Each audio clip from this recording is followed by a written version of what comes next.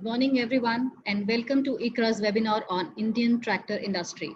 Our sector expert, Mr. Subroto Ray, with his team will take you through the presentation.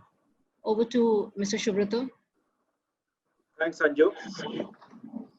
Good afternoon, everyone. I am Subroto Ray from Corporate Ratings at ICRA. Welcome to ICRA's webinar on outlook for the tractor industry. While the pandemic-related shutdown during April and May affected nearly all businesses, we have seen the outcome reflected in the GDP numbers for Q1, where we have experienced a record contraction. Since then, however, many segments have now bounced back 70 to 90% of pre-COVID levels by the month of July and August. In contrast to other segments, if you look at tractors during July and August, the volumes have actually exceeded the pre-COVID levels. So what has supported the robust bounce back by the tractor industry? Government support, of course, has been a significant factor supporting the rural economy. Government of India's agriculture and rural spend has seen a surge of 100% plus in Q1 financial year 21, partly led by front-loading of some of the budgetary expenditure. We also have to remember this extra spending this year is on the back of about 30% increase in rural and agri spending that happened last year. Obviously, for the rest of the year, the momentum of Q1 would not continue, and one needs to wait and see how much enhancement is there on overall budgetary allocation for this. Beyond cash transfers, policy support like supporting and promoting rural entrepreneurship linked to local livelihood ecosystem, digital infrastructure push, facilitation of agri and allied activities would also have a longer-term positive impact on the rural sector. To discuss this and many other issues which has a bearing on the fortunes of the tractor industry, we have with us today Mr. Shenu Agarwal. Mr. Agarwal has over 26 years of experience in the industry, spanning R&D, product development, strategy, project management, and sales. As CEO, he is currently driving sales and marketing transformation at EAM, while also creating new growth engines for Escorts by driving new and emerging businesses. Thank you, Mr. Agarwal, for taking time off for this from your very busy schedule. We look forward to your insights in the industry. We will start the webinar with a presentation by Rohan. He is our in-house agri-sector expert and handles credit ratings in the sector. We also have Mr. Shamshed Diwan, Vice President, who looks at corporate ratings, including this industry. The presentation will be followed by a discussion forum where Mr. Shenu will join us. Now I request Rohan to start this presentation.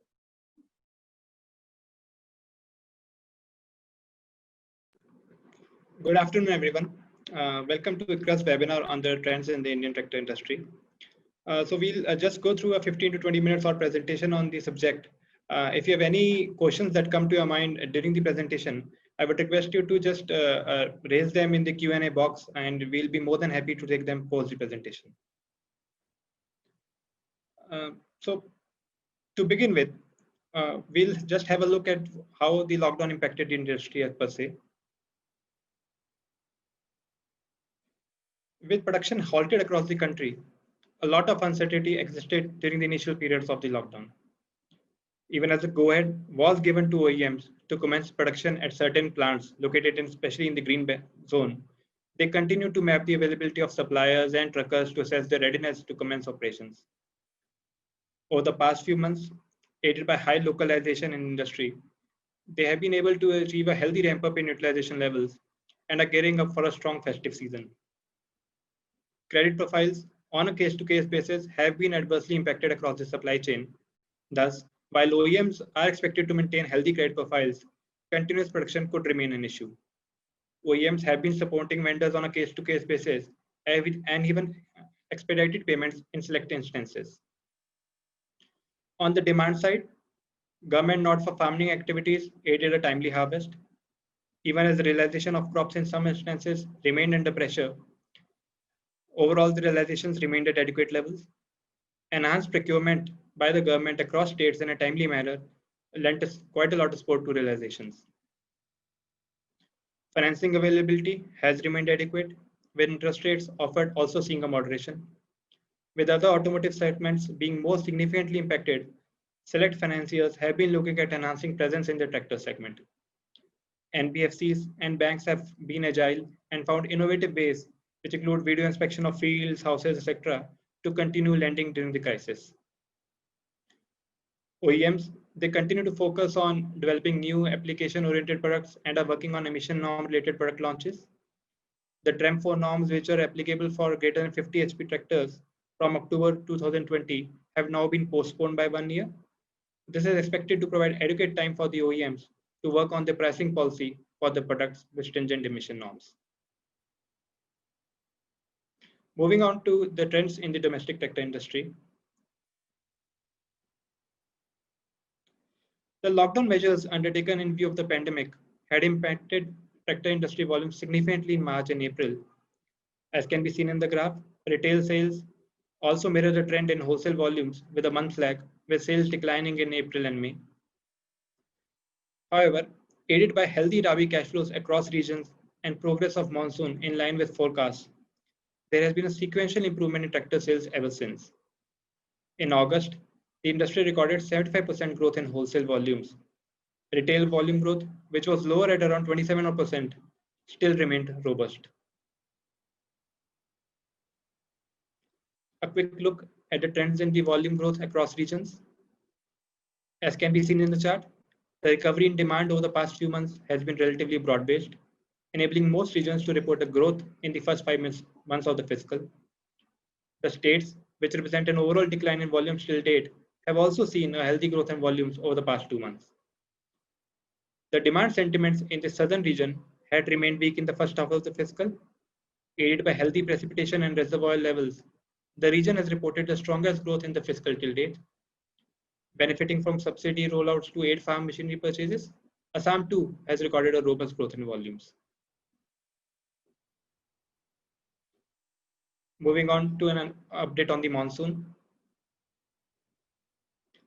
A study of the trends in the domestic tractor volume growth reveals that monsoon rainfall remains critical for healthy farm cash flows and domestic tractor industry prospects. Spells of below normal to above normal rainfalls over the years 2016 to 18 aided 3 years of strong growth. With industry volumes sitting at a high base and remaining prone to a cyclical correction, a healthy precipitation in the last year had prevented a significant decline in volumes. The IMD's second stage forecast had predicted a normal monsoon at around 102% of the LPA. After a timely onset, monsoon covered the entire country in a timely manner.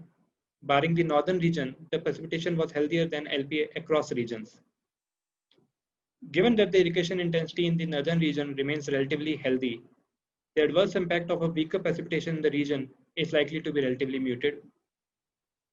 If we see the scatter plot on the side, no states featured in the highlighted quadrant, which pertains to low irrigation intensity and weak monsoon performance, and would have remained prone to a drastic weakening of farm sentiments. Thus, overall, the temporal and spatial distribution of rainfall during the monsoon has remained adequate, which is a big positive. An update on the agricultural production front. Nearly all economists, policymakers, and watchers of the Indian economy have reached a common conclusion that while overall India's GDP in the current fiscal is expected to contract, agriculture and allied activities is likely to remain the silver lining. A quick look at the rural indicators shows that indicators remained resilient during the lockdown and continue to point towards favorable sentiments. We have had consecutive healthy crop cycles, and advanced estimates point towards the continuation of the same. Crop realizations have remained supported by enhanced procurement. As per official figures, the government shelled out nearly 1.13 lakh crores to farmers against the procurement of rice, wheat, oilseeds, and pulses in the previous procurement season, which was 31% growth over the last year. Even amidst the lockdown, pre-monsoon Kharif sowing has commenced at a healthy pace, with the government allowing farm activities during the lockdown period. Buoyed by healthy reservoir levels and timely precipitation, sowing acreage across most crops has exceeded normal levels. The same bodes well for the Kharif crop output and is likely to support industry demand. The first advanced estimates for the Kharif crop released a few days back also indicate a growth in production across most crops. With a view of achieving its vision of enhancing farmers' income, apart from enhancing allocation to schemes aimed at strengthening the rural infrastructure, the government in the Union budget in February 2018 had announced that MSPs would be fixed at a level of minimum of 1.5 times the cost of production. This had led to double-digit hikes in MSCs across crops in the subsequent price regions. Over the past 2 seasons, the hikes have been relatively modest. If we're going to look at a longer-term trend, however, then MSPs for wheat and paddy, which essentially remain the two key crops that are procured, have grown at a CAGR of 7.6 and 8.2% over the last 15 years. So overall, a government has been focused on this and intends to continue to focus on the same going forward. Next, we take a stock of the financing environment in the industry. Herein, we have plotted a trend in delinquencies for select NBFCs, which provides an indicative trend of the performance of tractor loan pools over the last year. An improvement in cash availability in the economy, coupled with healthy farm cash flows, had led to improvement in collection efficiencies and had helped moderate the delinquency levels. The same was also an outcome of prudent lending norms, be it adopted by financiers with a view of managing their exposure to brand loans. The percentage of farmers who opted for moratorium post the crisis, according to a channel check, has remained low at levels of around 10 to 20%, as opposed to high levels of 70 to 80% in other automotive segments. This was despite the fact that most of the banks went with a negative consent approach for the tractor segment.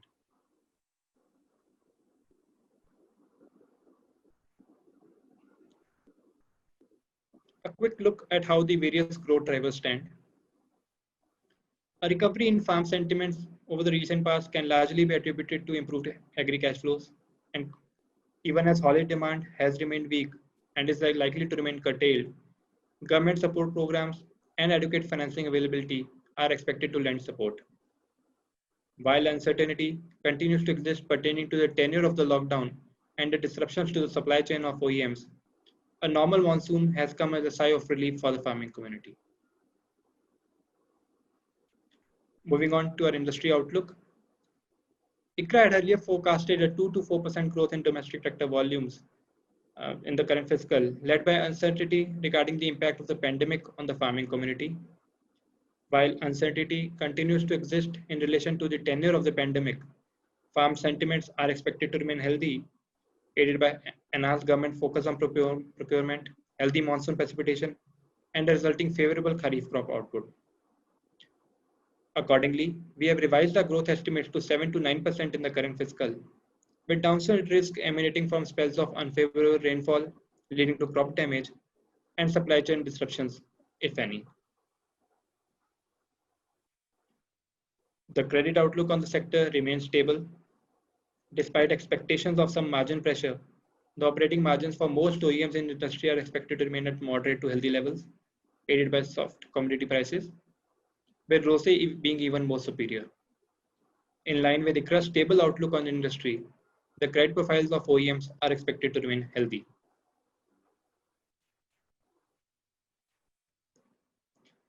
The strong credit profiles are reflected in the ratings and the recent rating actions for the players in the industry. As can be seen in the table, most of the OEMs in the industry, owing to their strong credit profiles, are rated in the high investment grade categories, and they are unlikely to face any significant pressure over the near to medium term. Some key takeaways from the presentation. Even as near-term uncertainty exists, long-term demand drivers for the industry remain intact. As always, monsoon was bound to remain critical in reviving the fortunes of the sector and has delivered. While delinquencies in the retail portfolio post-completion of the moratorium period would remain monitorable, a healthy kharif crop outlook provides comfort. With this, we end our presentation and now would be happy to take your questions. Thank you, Rohan, for a very insightful and yet crisp presentation. We would now request the participants to actually share their questions through the Q&A chat box, which is available at the bottom of the screen. Mr. Agarwal, before we get some questions from the participants, there's a few questions that we would like to ask from our side. One question which has been there on everybody's mind is that, the tractor segment has seen a very sharp recovery post the disruption caused by COVID. To some extent, this can be attributed to, pent-up demand, which would have been there. But in your view, sir, how much of this is actually going to be sustainable for the rest of the year? And broadly, if you could share your outlook as well for the industry for fiscal 21. Yeah, Shamsher, yeah, it is true that there is a pent-up demand from the lockdown period, and I think it is going to remain there for maybe until Diwali. Also, we are sitting on a low base as last year the industry contracted by about 9-10%, right? So those are the kind of the two factors that are helping. But I think the real thing is that there is a real fundamental upswing in the demand as well, because we see that the farmer sentiment is very, very positive, and all macro factors are also extremely positive right now, whether we talk about monsoons or we talk about water availability in reservoirs, or whether it is production or prices, or just generally the focus of the government right now, or actually the nation right now on the agri sector. So, so despite the fact that the low base effect is going to go away, because last year the industry started recovering in January, and also the pent-up demand effect will go away probably around Diwali. But I think the fundamental positivity will stay for at least, in our opinion, 12 to 18 months, if not more, right? So we quite agree with your estimate for fiscal year 21, which is a single high digit. I only want to say that the probability of it going more than that is actually more than it is coming down, right? So that is the only comment I can make. Sure. So just a follow-up here would be that, we've also seen some supply chain challenges as well by the entire automotive industry. And for some of our components, there could be certain bottlenecks. So are these, headwinds behind us in terms of supply chain, or what is the current status? Yeah, I want to say they are behind us, while I still want to caution that there might be some volatility in supply chain, because it is quite unpredictable, because we deal with more than 500 suppliers. They are based throughout the country and some outside the country. And it is hard to say, which supplier will face which situation at what time. But yeah, the uncertainties have dropped quite a lot, significantly, at least in August and September. In July, we had a lot of issues. Yeah, but right now we are working pretty much on our full capacity. And at least for the next 30 to 60-day window, we do not foresee any problems on the supply chain. Sure. So just one more question here, like as Rohan also pointed out in his presentation that, the Rabi harvest has been excellent this year around. More than that, what we have also seen from the data that we've collected, it suggests that the procurement by the government was also at a very healthy level. Perhaps it was higher, in the last many years, in fact, at about 36% for wheat in particular. And it had grown by 14% vis-a-vis the last year in volume terms, and 19% in value terms when you add the impact of MSP.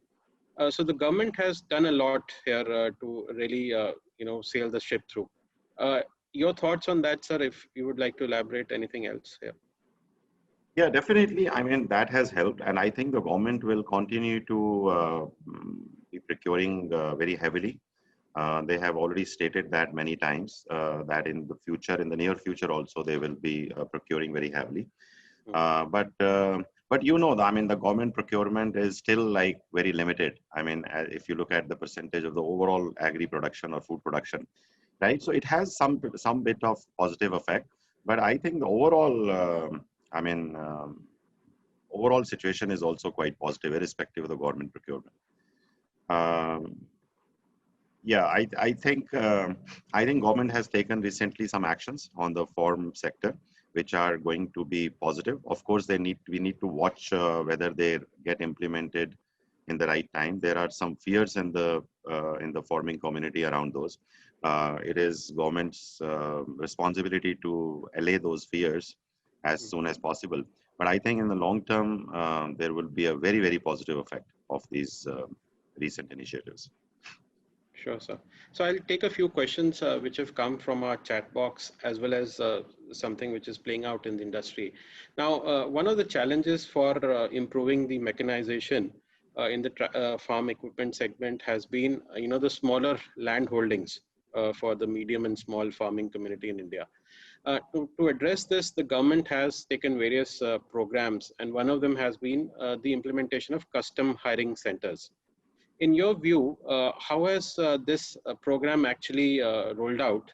And do you think there is something more which can be done on this to really improve the penetration of tractors in India? Oh, yeah, I think there are at least 3 or 4 different models that are emerging in the country, which will really help penetration of mechanization in India. Now, all these models are, of course, not at their maturity yet. A lot of these are being experimented by various players, some supported by government and some not. But we personally think that there is a huge potential to scale up these models. Now at Escorts also, we are running a kind of a business model. We created a separate company called Escorts Crop Solutions. And what we do there is we go to a farmer for a particular crop in a particular area, and we tell him that you don't need to actually invest in any of the agriculture mechanization assets, right? So, and no tractors, no harvesters, nothing.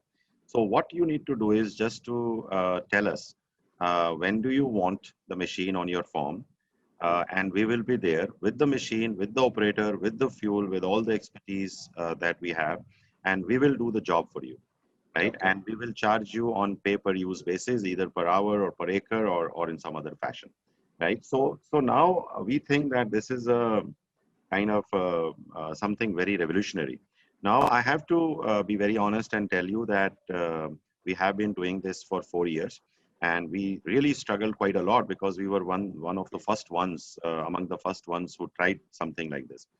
But we have reached a stage where we are very, very confident about this model now, that we can really scale it up now. Now, a lot of such initiatives are happening in India. I mean, customer hiring centers are kind of a similar initiative, right? Ours may be like a little bit more organized, and it is not so much dependent on the government policies. So once it clicks, it can scale up, without any real assistance. Yeah, but I think something like these models will really go a long way in penetration of mechanization in India. Sure, sir. Rohan, based on your study of these programs run by the government, would you like to add some comments here? So, in terms of, I believe Sir was referring to one was crop solutions and another was obviously these custom hiring centers that have been promoted by the government, and various OEMs have been running that model. Now, what we have interacted with, our understanding across OEMs is that while farmers are receptive to the idea, the whole concept is that there still needs to be some amount of effort that needs to go in for making the model economically viable. Now, because farmers farmers would normally rent the tractor for around 3 to 4 months in a year, wherein they would be using the tractor for agricultural purposes. Now, for the remaining part of the year, still there needs to be some work done to make the model acceptable and probably economically viable from an OEM's point of view as well. And that is where awareness with farmers, the kind of work these OEMs are doing in spreading awareness of farmers of alternative uses of tractors would go a long way. Sure. So one question which is very critical from the entire automotive side is that how is the financing ecosystem playing out? For all our segments, financing penetration and healthy availability is very important. When COVID hit our country, there were apprehensions that there could be challenges in terms of availability of finance. And I think for the tractor segment in particular, the way financing appraisal happens is very different from many other segments. So any thoughts on that, sir? How has that really evolved during this period?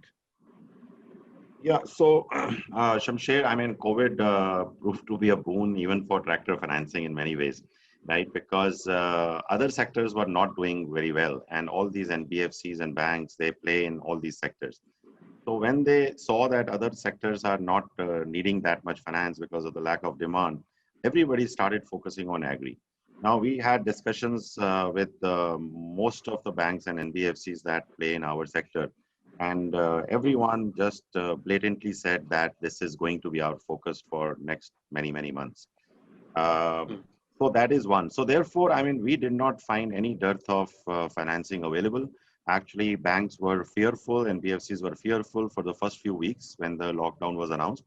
But very soon, when our dealerships started opening, I mean, they caught up really well, fast, and they were there to finance the tractors when the demand started pouring in. So that is one. The biggest thing that I am personally very happy about is that COVID also created a lot of innovation in the financing industry. Like you said, the appraisal process is very cumbersome and demands kind of, a few physical visits to the farmer, which is very unlike the auto or the bike or the truck industry, right? And therefore, it is time taking and it is cumbersome. But I'm very happy that most of the banks and NBFCs created a lot of innovative methods to actually deal with that situation. And now going forward after the COVID, I think they will sustain those methods and therefore it will have a lasting effect on the tractor industry in terms of the time they take to finance and also the whole effectiveness of the system. Sure. Ron, I would just like to ask you here, like while you did touch upon the financing ecosystem as well, would you like to share some data points based on your study as to how the collection efficiencies have really panned out during this COVID period? Because that could be a healthy indicator of the underlying cash flows for the farming community. See, so normally what we do here at ICRA is that we have a reference sample of various NBFCs. So then we accordingly basically aggregate the data and try to achieve, basically arrive at the collection efficiencies or the delinquency levels. So as we plotted in the presentation, the delinquency levels have been moderating over the past, I would say 12 to 18 months. So the delinquency levels as of June for a reference set of NBFCs that we aggregated was anywhere around 5%, which is relatively low, I would say, rather than being moderate only. So this is basically a reflection of the collection efficiencies. So collection efficiencies have been strong, which has ideally led to these delinquency levels remaining at these levels. One caveat here would be that post this ending of the moratorium, there could be a small spike or a temporary spike in these delinquencies. While in tractors, the percentage of farmers that opted for this moratorium was relatively low, but there could be still some spike. But we generally believe that it would be very temporary in nature and it would revert to these normal levels over the medium term because Kharif outlook is great. So overall, the cash flows are expected to remain strong. Sure.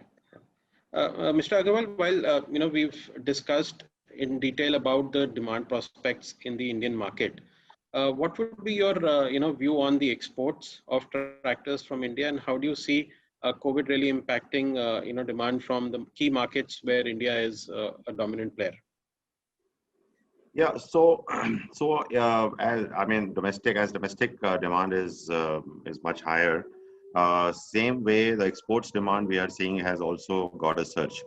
Now it is basically across the world, but I think Europe is almost back to normal, and actually the orders that we have from Europe are actually much more than right now we can supply, right? Okay. So yeah, so actually we are in a situation where we can produce X number of tractors, but the demand both from domestic and exports exceeds that number, right? So I think that situation of a supply-demand gap will even out as the supply chain gets more consistent, which will happen, I think, over next 30 days or so, 30 to 60 days. Definitely after Diwali, I think we will be normal, right? So while the demand will continue, supply will also catch up.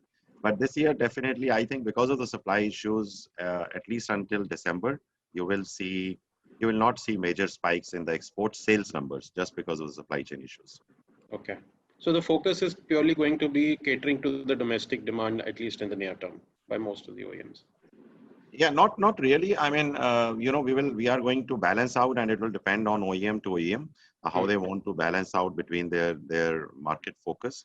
It also depends on how much stocks they have in which country, etc., right? So it's not so much a question of focus. I think it's just a question of how best to balance between the demand in India and outside India. Okay, great. So one question which is very commonly asked for the tractor segment is that besides the usage in the farm, there is a lot of haulage demand as well for the tractors. So given the fact that we've gone through this disruption and the sentiments on the construction side may have been much more subdued than what they are at the farm level. Any thoughts there, sir, on the usage of tractors on the haulage side? Yeah, so haulage demand has been weak since the start of the lockdown, but we are seeing some very positive signals even on the haulage side or the construction side overall. We have a construction business also, so I think even in October onwards, I think we will start seeing an uptick in the haulage demand as well, because there are some very positive signals on the ground. And then of course there will be a pent-up demand on that side also, on the haulage side also, because whatever infrastructure projects were stopped, when they reopen, they will get accelerated to catch up, on their timelines and deadlines. So to that extent, there will be some pent-up demand that we will see even post November or December from the haulage side. Okay, sure. Rohan, perhaps I'll take the next question with you.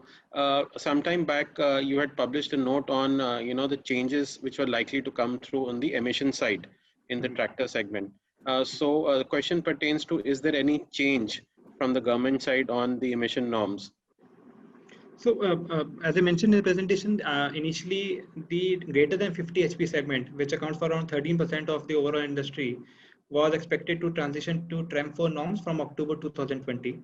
Now, via draft notification, the government has postponed the same by 1 year. So now these norms for the greater than 50 HP segment would come into effect from October 2021. And the large chunk of the large pie of the overall segment, that is the less than 50 HP segment, would only transition straight away to TREM 5 norms from April 2024, which is quite a while away. Now, OEMs are in discussions with the regulator for further delay in these norms, because essentially, while they have the technologies to implement these emission norms, the only question that remains is that whether the pass-through of the price increase because of the stringent emission norms would be viable for the farmer or not. Now, our analysis says that the price hikes could be anywhere in the region of 10 to 12% across HP models. It would obviously vary.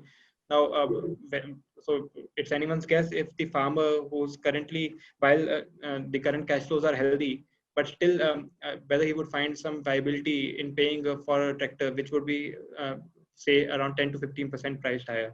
So that remains the key essential point that OEMs need to work out. And now they have some adequate time. There's a shift by 1 year. So at least in the short term, there are no worries. And so they hope to probably arrive at pricing decisions for these new products by that time. Sure. I think that's very useful. So we have few specific questions. The question is that assuming 2 crop cycles in a year, at what level of farm size does a tractor actually become viable for a farmer? Are there some thumb rules like that in your view that work? Shamshed, that is for me? Yes, sir. Okay. For you, sir. Okay. Yeah. So it's very hard to say, because the tractor utilization is so different and so varied in different parts of the country, even from customer to customer, from area to area, from district to district, depending on a lot of factors, right? So it's very hard to say what would be an average number or what would be a benchmark number.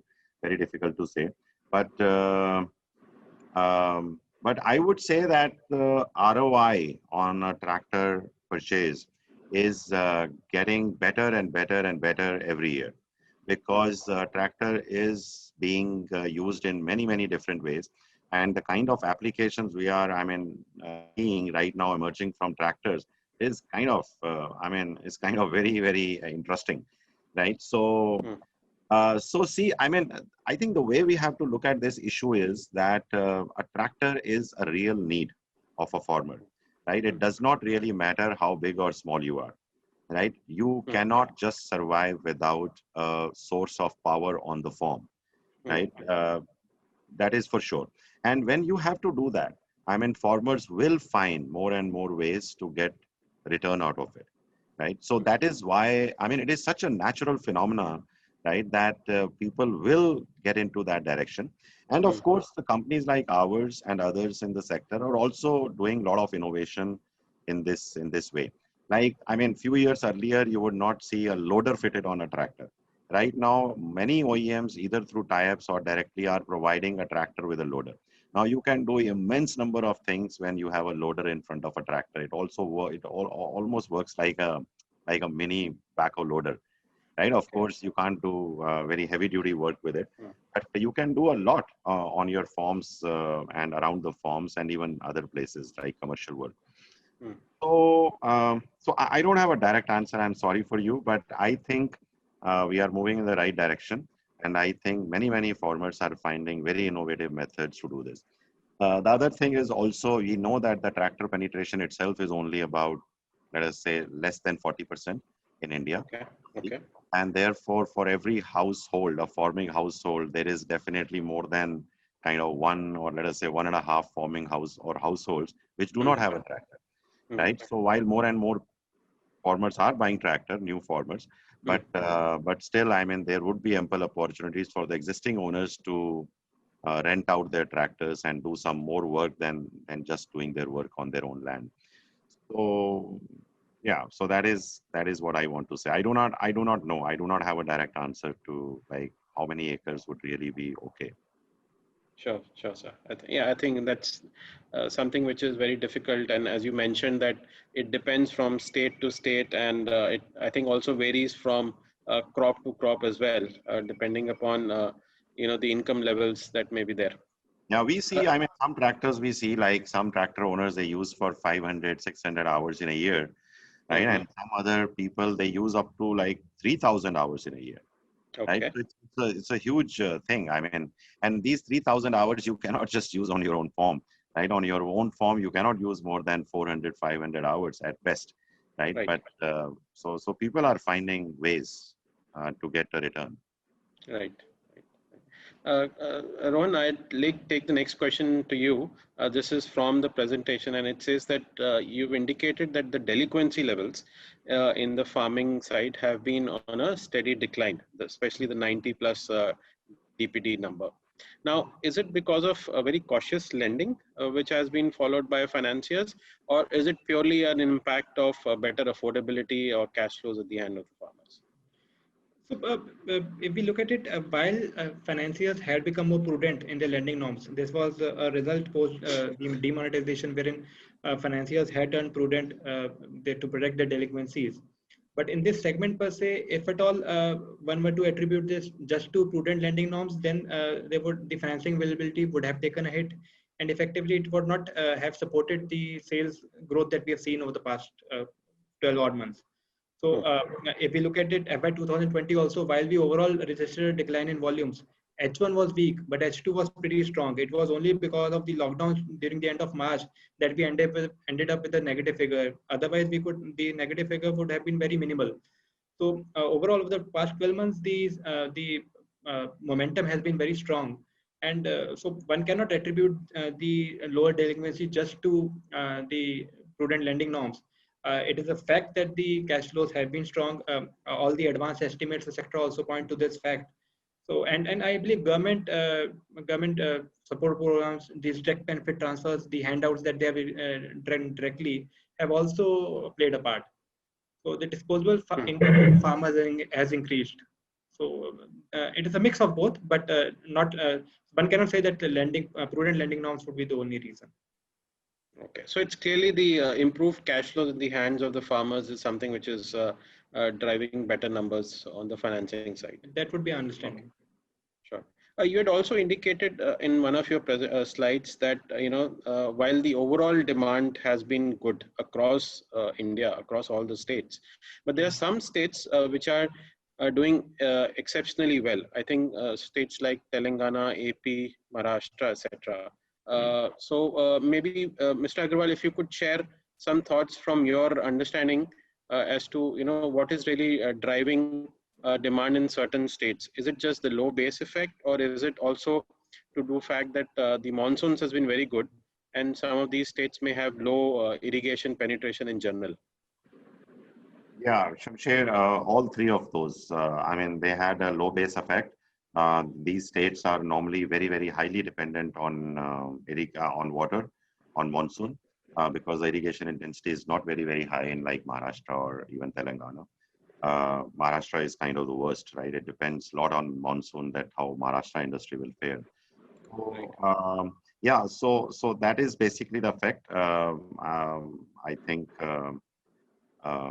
I think, but the beauty right now is that almost pretty much every market is behaving positive, right, except for one or two, which have also gained momentum with respect to the past behavior.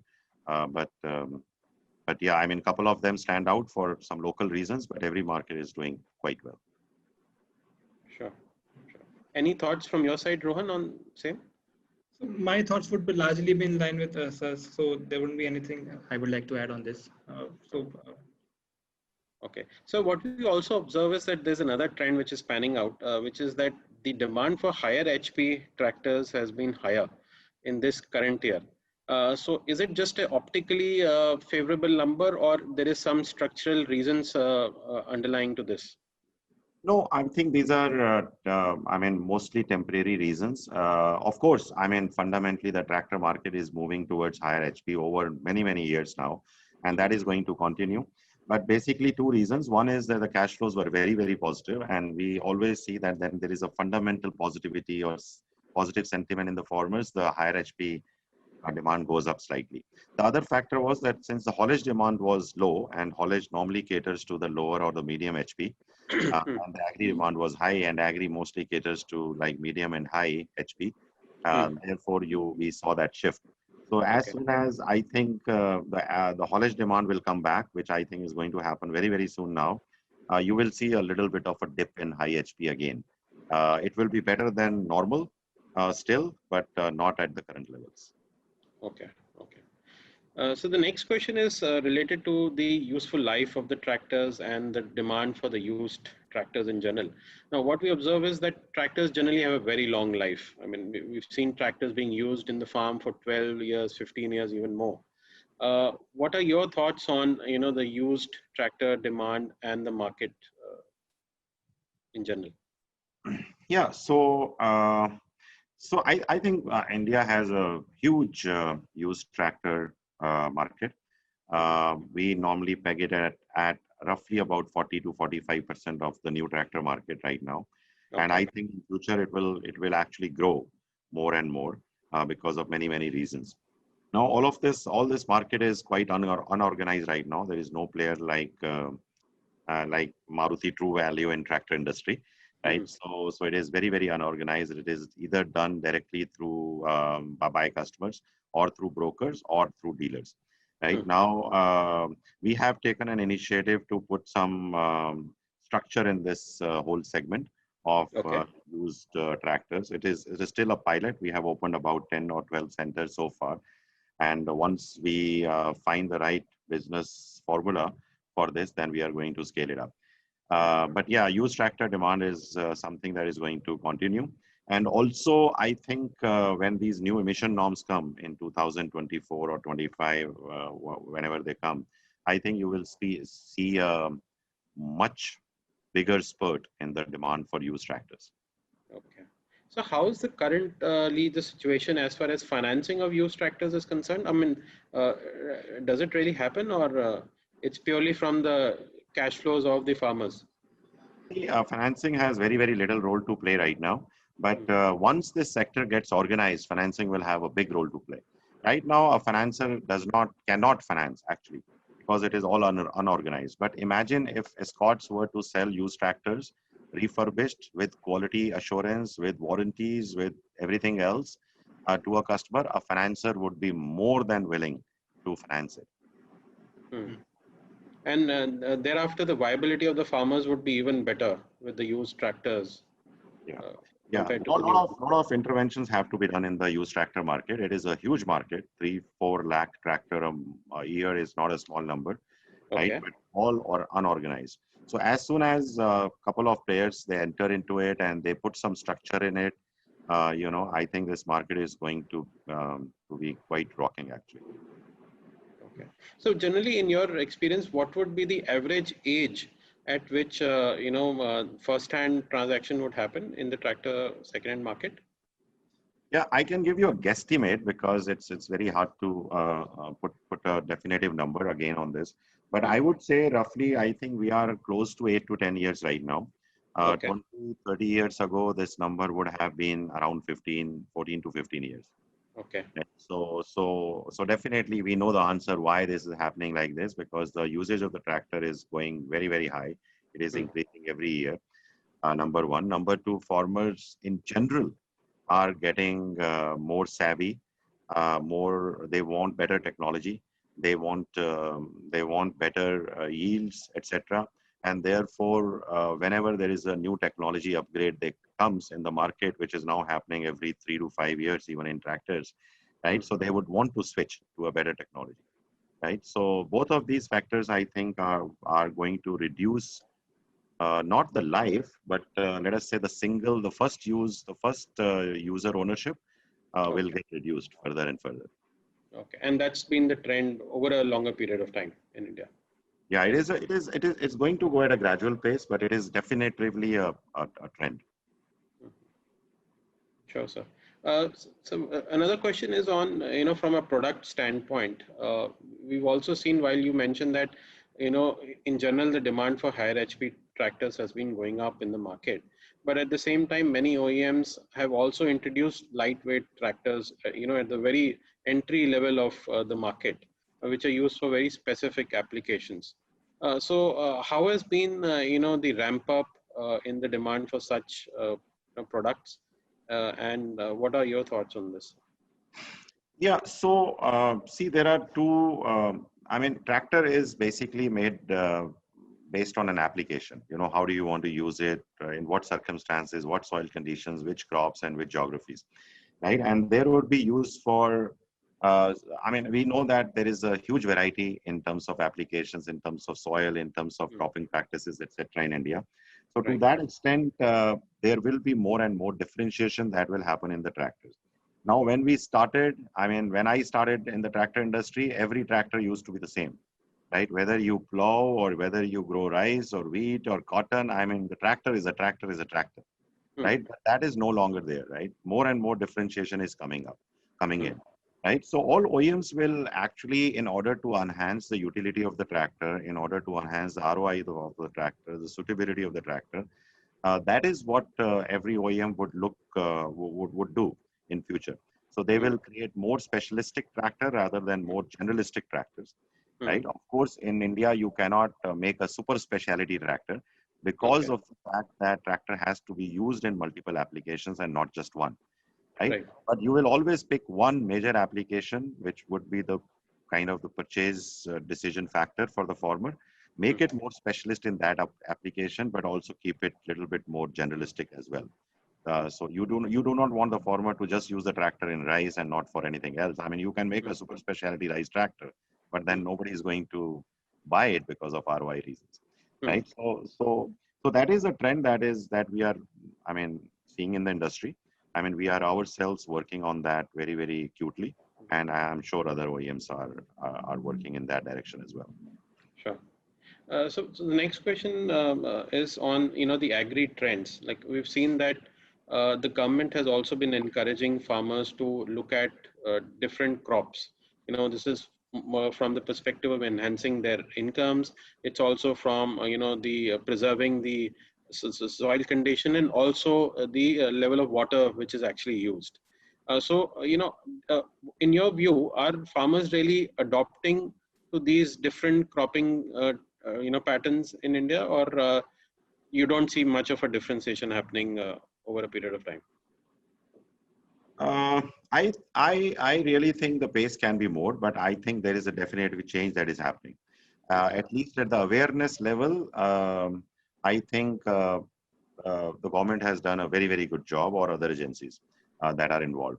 Now bringing it from awareness to practice would of course be a gradual change, because you know the farmers are generally very risk averse, right? And therefore until somebody demonstrates that shifting to a new practice would actually result in something that is better for them, it will be hard for the masses to move in that direction. But I think government is doing a very good job. I think even the corporates like us have to kind of participate in that in a big way.